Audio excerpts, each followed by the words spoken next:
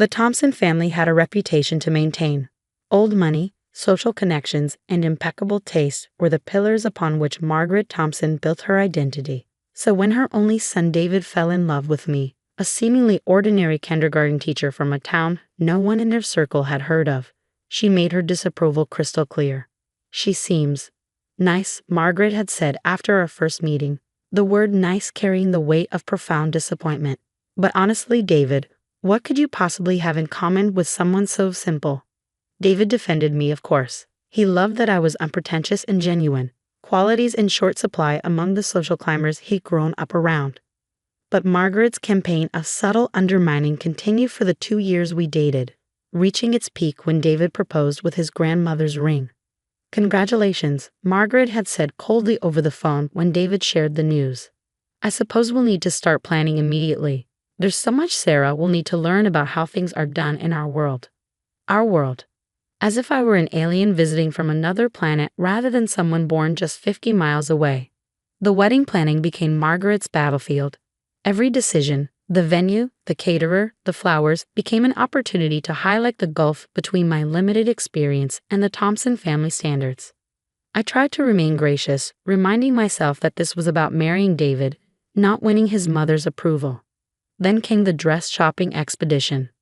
Margaret had insisted we visit an exclusive bridal salon in the city where, she informed me, Thompson women had been selecting their wedding gowns for generations. The appointment had been scheduled months in advance, and Margaret had arranged for several of her closest friends to accompany us, women whose names regularly appeared in society pages and charity gala photographs. "It's tradition," she explained when I suggested keeping the shopping party smaller. "These women have known David since he was a child. Their opinion matters." What she really meant, of course, was that my opinion mattered less. The salon was exactly as intimidating as I'd expected. All crystal chandeliers and champagne flutes, with gowns displayed like museum pieces. The owner greeted Margaret with air kisses and exclamations about how long it had been since they'd seen each other. "And this must be the bride," she said, examining me with a professional smile that didn't quite reach her eyes. "Yes, this is Sarah," Margaret replied. "We'll need something that flatters her figure. Perhaps something with sleeves, and nothing too fashion-forward. Something classic to elevate her natural simplicity." I bit my tongue as the salon staff measured me and discussed my challenging proportions, as if I weren't present. Margaret's friends sipped champagne and reminisced about their own wedding dresses, each apparently more exquisite than the last. After trying on 7 different gowns, each met with subtle grimaces and whispered consultations among Margaret's committee, I was exhausted and close to tears. "Perhaps we should continue another day," the salon owner suggested delicately. "Finding the perfect gown can be a process." That's when my phone rang. It was my mother. "Sarah, honey, I know you're busy with the Thompson dress shopping today, but I wanted to let you know that package we discussed arrived. It's even more beautiful than we hoped." I felt a wave of relief wash over me. "That's wonderful news, Mom. I'll stop by later to see it." When I ended the call, Margaret was watching me with narrow-eyed suspicion. "A package? Something for the wedding?" she asked. "Just something my mother wanted me to see," I replied vaguely. "Speaking of which, I should probably wrap up here. Thank you all for your time and input." Margaret looked affronted. "But we haven't found anything suitable yet." "Sarah, this isn't like picking up something from a department store. A proper wedding gown requires time and consideration." "I understand," I said, summoning my kindergarten teacher patience. "And I appreciate everyone's help today. But I think I need some time to reflect on the options." 2 weeks later, Margaret called an emergency meeting at her home to discuss what she termed concerning developments with the wedding planning. David and I arrived to find her in the sunroom, surrounded by wedding magazines and sample table settings. "Sarah," she began without preamble, "I've heard disturbing rumors that you've purchased a wedding dress without proper consultation. Some off-the-rack item from a boutique in your hometown?" I took a deep breath. "I have found my dress, yes." Margaret's perfectly manicured hand fluttered to her throat. "But we haven't approved anything. The salon was preparing a selection of appropriate options for our next appointment." "I appreciate that, but I found something I love." "Well," Margaret said with forced brightness, "I'm sure it's nice. Perhaps we can have it altered by professionals to make it more suitable. Where did you find this dress? Actually, it was my mother who found it. Margaret exchanged knowing glances with her friend Beatrice, who had apparently been summoned for moral support. I see. Well, that explains a lot. I'm sure your mother meant well, but she couldn't possibly understand the standards expected at a Thompson wedding. David, who had been unusually quiet, finally spoke up. Mom, I'm sure Sarah's dress is beautiful, and ultimately, it's her decision. Of course it is, Margaret replied with a tight smile. I simply want to make sure Sarah doesn't feel uncomfortable when she's standing next to proper society brides in their photos. People notice these things. Perhaps, Beatrice suggested with fake helpfulness, we could see this dress, just to get a sense of what alterations might be needed. I hesitated, then nodded. Actually, I brought it with me today. I thought you might want to see it. Margaret's eyebrows shot up in surprise. You brought it here? Today. It's in the car. I'll go get it. When I returned carrying a garment bag, Margaret had composed herself, clearly prepared to be diplomatic about whatever fashion disaster she expected to emerge. David squeezed my hand reassuringly as I unzipped the bag. The dress that emerged was a masterpiece of understated elegance, an ivory silk column with delicate beadwork along the neckline and a supple train. Even on the hanger, it was clearly something special. What a shame your family couldn't afford something better. My future mother-in-law sneered, examining my wedding dress with obvious disappointment. Everyone will know you don't belong in our circle. I stayed silent as she continued her critique. It looks like a discount store knockoff, she declared, reaching for the collar. The beadwork is clumsy, and this silk is clearly synthetic. When she flipped the collar to check the label, her face went completely white. This is impossible. Because there, on the designer label, was a name even Margaret Thompson approached with reverence. Alessandra Ricci, the Italian designer whose creations were worn by royalty and whose waiting list was years long. There must be some mistake, she stammered. This can't be authentic. How would you possibly? It's genuine, I confirmed quietly. A gift from my godmother. Your godmother? Beatrice echoed incredulously. Who exactly is your godmother?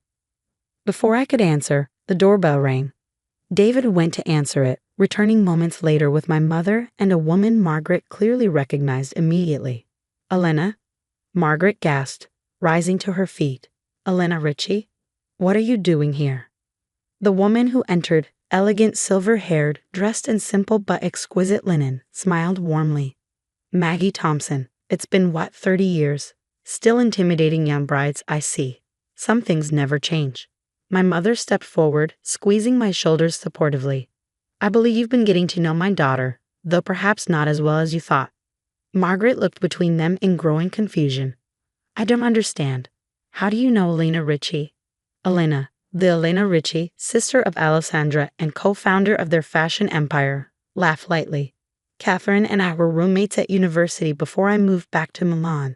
She was the first American to model for our early collections. Model? Margaret repeated weakly, staring at my mother, the kindergarten teacher's aide from a small town who apparently had an entirely different past than the one Margaret had assumed. Just for a few years, my mother said modestly, before I met Sarah's father and decided to move back home. But Elena and I remained close. She's Sarah's godmother, and when she heard about the wedding, I insisted on designing her dress personally, Elena finished. Catherine was like a sister during those early struggling years. Her daughter is family. Margaret sank back into her chair, speechless for perhaps the first time in her life. Her friend Beatrice was staring at my mother with newfound fascination. You're Catherine Jensen, the face of Ricci's Breakthrough '89 collection. I still have those magazine spreads. You disappeared from the fashion world so suddenly. My mother smiled. I found another calling, one that made me happier than the fashion world ever did. I felt David's arm slip around my waist as we watched his mother attempting to recalibrate everything she thought she knew. So you see, Margaret, I said gently, while I appreciate your guidance with the wedding planning, I do have some resources of my own. And more importantly, I know exactly who I am and where I come from, even if you've made some incorrect assumptions. The silence that followed was broken by Elena, who clapped her hands decisively. Shall we discuss the rest of the wedding party? I've brought some sample designs for the mother of the groom. Something that would complement Sarah's dress beautifully. Maggie, if you're interested. 2 days later, David and I were having dinner at my parents' modest but comfortable home, the home where I'd grown up, surrounded by photographs of my mother's brief but significant modeling career alongside pictures of school plays and soccer tournaments. I've never seen my mother speechless before, David marveled, helping my father grill vegetables in the backyard. She's been almost deferential since meeting your mom and Elena. My father laughed. Catherine has that effect on people when they discover her past. She never made a big deal of it. That's not her style. But she was quite something in her day. Still is. I called from the patio table where I was helping my mother set up dinner. My mother smiled. The funny thing is, Margaret and I probably would have found common ground if she'd bothered to ask rather than assume. We both left high-profile worlds to focus on family. We both value education and community.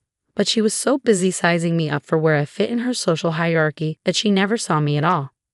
The wedding planning shifted dramatically after what David jokingly called the dress revelation.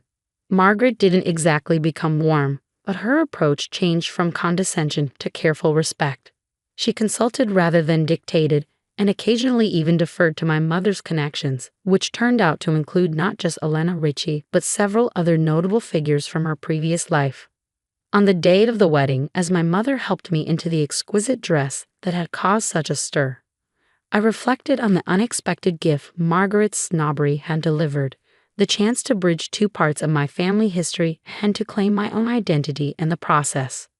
You know, my mother said, adjusting my veil, in all my years wearing runway creations, I never felt as beautiful in a dress as I know you will today, because today you're marrying for love, not for appearance. When I walked down the aisle toward David, I passed Margaret in the front row. For once, her focus wasn't on how things looked to others or whether standards were being maintained. Instead, there were tears in her eyes as she watched her son's face light up at the sight of me. At the reception, Elena Ritchie raised a toast that perfectly captured the journey we'd all taken. To David and Sarah, and to the two families joining today. May you all discover, as I have throughout my career, that true elegance comes not from labels or pedigrees, but from authenticity, kindness, and the courage to see beyond first impressions. Margaret, seated beside Elena at the head table, actually clinked glasses with my mother at these words. Later, as David and I danced under the stars, he whispered, "You know what my favorite part of that dress is?" "What?"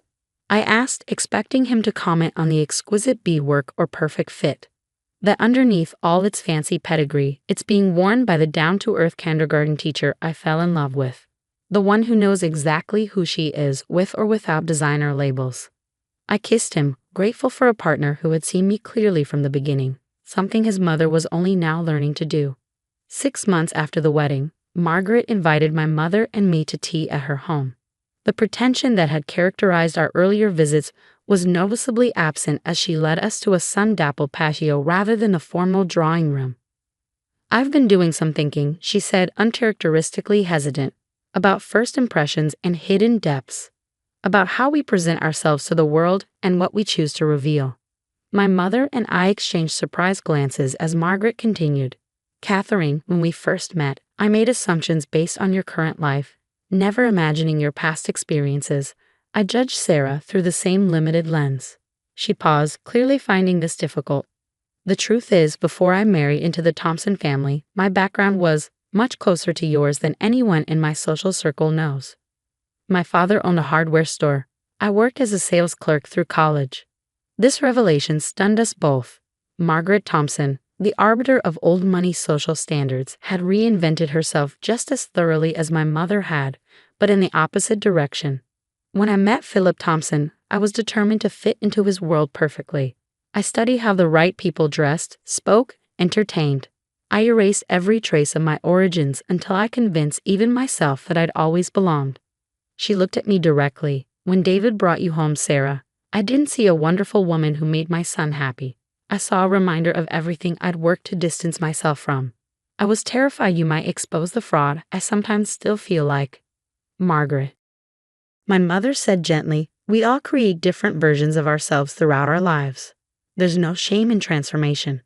"The shame," Margaret replied, "is in denying where we came from. in treating others as less worthy because of where we think they belong in some imaginary hierarchy. She reached across the table and, in an unprecedented gesture, covered my hand with hers. I hope you'll give me the chance to be a better mother-in-law than I've been so far, and perhaps a friend in time. As we drove home afterward, my mother and I tried to process this unexpected turn. "Do you think she's sincere?" I asked.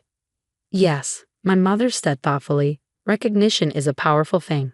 Sometimes people need to see themselves reflected in unexpected places before they can acknowledge their own truth. Like seeing a kindergarten teacher in an Alessandra Ricci original?" My mother laughed. "Exactly, but the dress didn't change who you are, Sarah. It just helped Margaret see past her own prejudice. And that perhaps was the greatest gift of all. Not the designer dress or the social connections, but the reminder that our true worth has nothing to do with labels, whether they're sewn into a wedding gown or attached to a family name." A year later, when I discovered I was pregnant, Margaret was among the first people we told. Her eyes filled with tears as she hugged me, a genuine embrace without concern for appearances. "This child," she said, "will have the best of all worlds. Thompson determination, Jensen creativity, and parents who know the value of authenticity." As we left her home that evening, David squeezed my hand. "Who would have thought a wedding dress could change so much?" "Not the dress," I corrected him, "the willingness to look beyond it.